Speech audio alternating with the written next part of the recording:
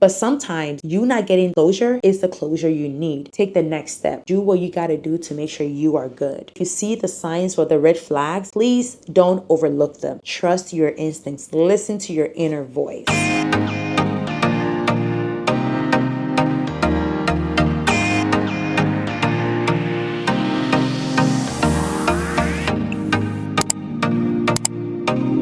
Hey guys, welcome back to the channel. Let's get up close and personal. Let's get up close. Today we're gonna have a chit chat, okay?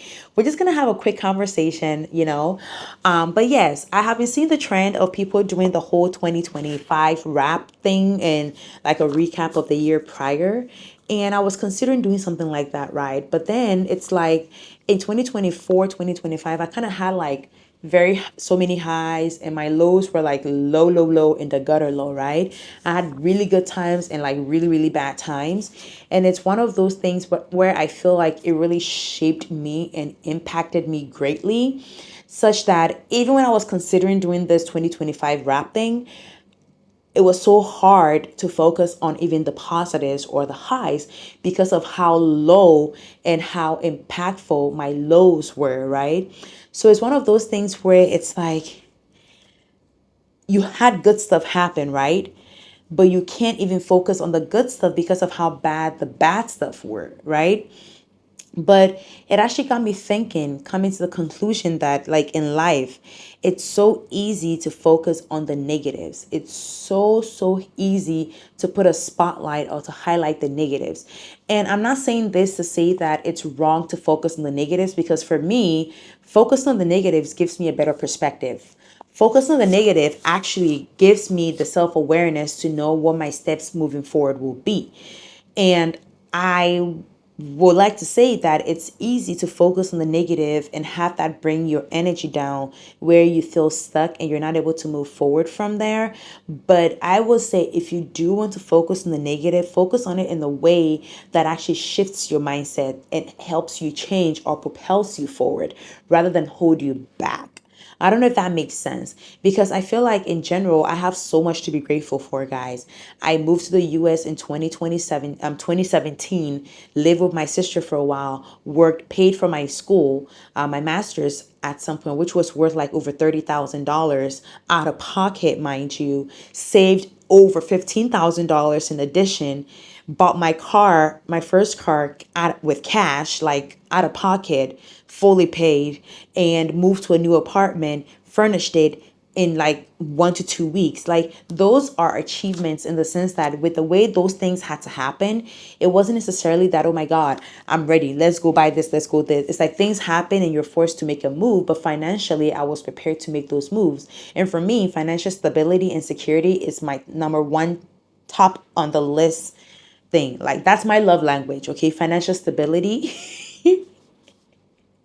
Financial stability is my love language, okay? Knowing that I have savings, knowing that I have an emergency fund that's sitting there breathing heavy and ready to save me in the event of an emergency. That's my peace. That's my love language, okay? So knowing that I was able to do all those things, right? Be able to sustain myself, being a flight attendant, financially being able to take care of myself, being a flight attendant, being a first year flight attendant, as bad as people make it seem out there, I was still able to live off of my income and be a-okay and still be able to save. So it's one of those things where I feel like I should be proud, right? I became a manager with Amazon and I wanted to do that before I was 30 and I was able to achieve my goals. But it's one of those things where you can get all those things, but because you have certain negative things where things go wrong or not go the way you want it to go, I will say I'm more like, I will say I'm a type A kind of person, but I am a person that if I expect things to go in a certain way, I need it to be planned out with an actual plan. It's one thing to say I would do something, but it's another thing to say, okay, I'm going to do something, but I'm going to do A because A would take me one step closer to getting B. B will take me 2 steps closer to getting the something that I want, right? But it's easy to just say, okay, I'm going to do something. I'm going to buy a car. Okay, what are you going to do to buy the car? Are you going to work extra hours? Are you going to save up for it? Are you going to buy cash? What are the steps that you're taking to buy that vehicle? That's how I see things. And for me, if I don't have that breakdown, thought out breakdown, then for me, I feel like it's wishful thinking. But I digress. The whole point is that, like I said, if you're going to focus on the negative, make sure that you focus it in a way that it actually propels you or gets you closer to where you want to be rather than have it hold you back, right? And the next thing to note is that one thing that actually became very, very apparent to me in 2025 was that life is not perfect. It's one of those things, I mean, it sounds cliche, but we all know life is not perfect. But it's one of those things where it's like, you know it's not perfect, but you kind of wish things will be perfect. And I know it's wishful thinking to expect that. I've now come to terms with that. I always did this, but I feel like at some point you kind of ask yourself, why should I set my expectations low? Why can't it just be high and get that high expectation fulfilled, right? But then again, it became real apparent that you have to set your expectations low. You can only control you can only control what you can give out, right? You cannot control what you expect somebody to give to you or to do for you. So in order to not hurt your feelings or hurt yourself out or stress yourself out, just learn to set your expectations very, very low. When you expect the minimum or the bare minimum and you get the bare minimum or more, no hurt feelings. But if you're already expecting the bare minimum and you end up with the bare minimum, then it's like you broke even, right? That's how I see it. But yes, life is not perfect and things will not always go as planned. You just have to what do you call it? Figure out what you need to do and pivot from there, right? Because if you wanted to go like this and now it's going like this, you just have to figure out a way to pivot and just get yourself back to where you need to be to align yourself, right? But yes, life is not perfect. Life is too short to spend time hoping for change that you cannot control. That's the best way to put it. But yes, the other thing also that became apparent is that I feel like this is gonna sound a little bit religious, and I don't know if you guys are not religious or whatever. Trust me, I'm still working on my faith. Okay, God has my heart. That's just by the way. But I feel like God would always give you what He knows you can handle. I feel like no matter what you're going through, no matter how bad you might feel it is right now, or how serious or how intense it is right now, I feel like God would always, or whatever it is that you believe in, would always give you what they know you can handle. So I say that to say that don't give up in the sense that keep pushing yourself, keep moving forward. The fact that you're able to take a step forward every single day, get out of bed, do one or two things, it's a win in itself. So know that whatever it is you're experiencing, and no matter how bad your situation might be, just take note that it's something you can handle. Or it's potentially going to build you to a point where it prepares you for whatever it is to come. You know how they say there's always a rainbow after the storm? How did they even say that? Let me know in the comment section below. I'm just out here saying stuff, but it's just trying to figure out or give a recap of 20. I know I did a video about what happened in my 2025, but it was just me trying to do like I was trying to do a video montage of what actually happened in 2025 for me, and it just got me to this point, which is why I'm actually doing this video.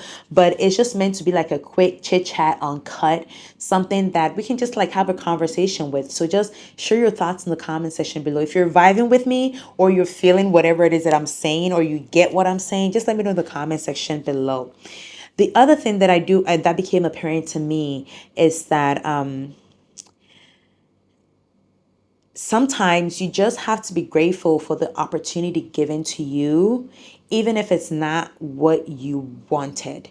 So let's say you, in my case, for example, I wanted to become a manager, and at some point I wanted to become a manager in a bank, right? Like I work with JP Morgan Chase and I work with Wells Fargo as well. They're both in the US. And I wanted to be a manager so bad because I felt like that will put me on track or get me to the point where my earning potential would increase, because unlike other people, I quickly earlier on in my career understood that the people at the bottom don't get paid as much as the people at the top. Although people assume that because the people at the bottom are physically doing more work, the people at the top are mentally doing a lot of work too and having to deal with a lot of mental stuff. That's why you find high earning managers having heart attacks and strokes, because it's not easy, okay, managing a team coming from somebody who actually did both the bottom and the top. But I wanted that so badly, but I wanted to do that in a bank, right? But I ended up having to do it at Amazon, which is a retail company or online business, right? So it's one of those things where that's where my opportunity came from. But am I going to sit there and dwell on the fact that I wanted to do it with JP Morgan Chase, or I wanted to be a manager at JP Morgan Chase, or Wells Fargo? So because I didn't get that, then well, boohoo, I'm going to just dwell on that and just not take advantage of the opportunity that I've been given at working at Amazon. No, we're not going to do that. So that's what became apparent.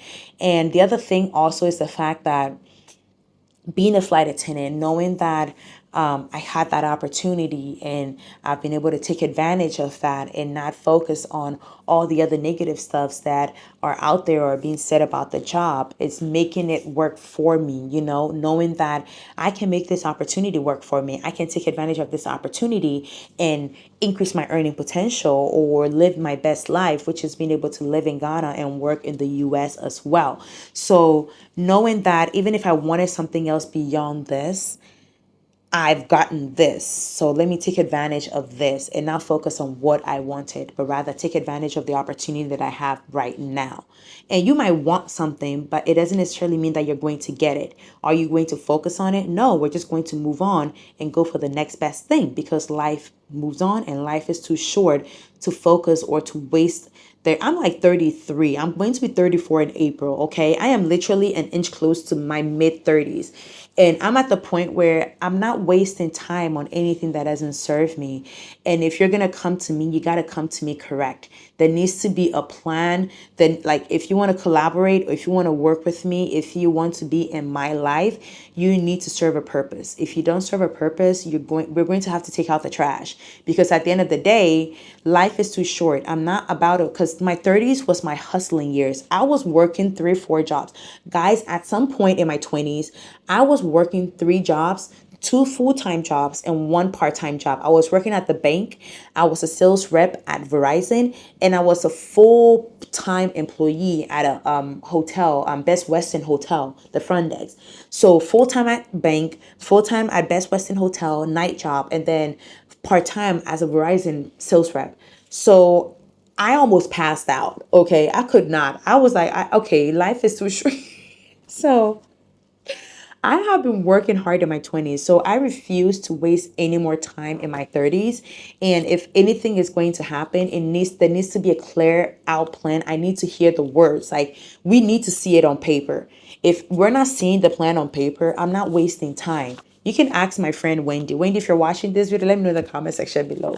We're not wasting time. Like, there needs to be direction. We're not wishful thinking anymore. It's too late to be doing those things. We left that in our 20s. So I'm about to hit my mid 30s. Okay. I don't have time to waste.